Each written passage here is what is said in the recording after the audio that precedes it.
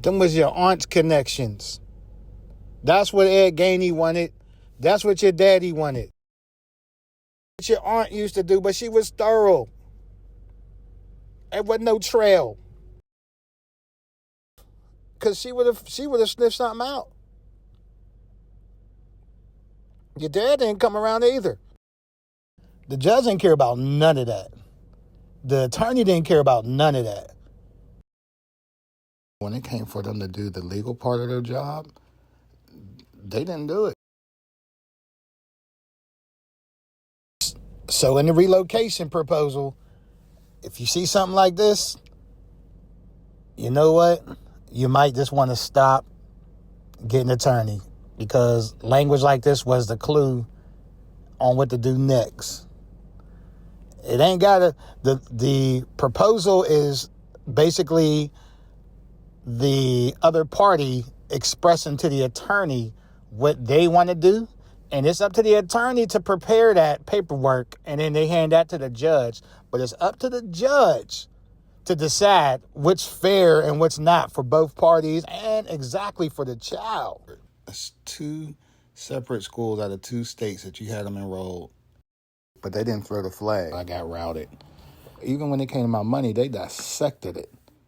They didn't think about my family. They didn't think about my house. They didn't think about my bills. They didn't think about none of that. They took this as a 4 because she put him in school. And I'm about to show you a letter. She put him back in school. As you see in the one, they said at 16, fatherhood's going to basically end anyway. Custody going to end anyway. So she act like she was done. We cool. They got out on me already before this. And so now it's time to do it again. Greedy shit. So what they did, because she came with this letter, and in a special needs situation, your kid can go back to school for 4 more years, just like it's college and you paying support.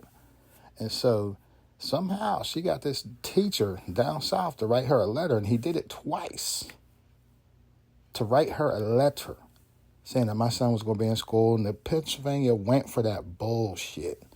It took 4 years of support off of my 2-year settlement salary. 1 year in the hole already. She got $17,000. It went from her getting $6,000, and the support would be paid off because I still had the remaining year. I paid my support off at 6. He was 16, so he still had 1 more year left, and then that was that. So it would have been about $6,000. So that's what it was giving her. And then all of a sudden she come with that letter, and now $17,000. You sit at home for a year, not paying your bills and not working, and then you get a settlement for 2 years. That year of knee surgeries and the year before that you're going to need surgery, and I didn't get no medical nothing involved with it. Like that all went towards the settlement.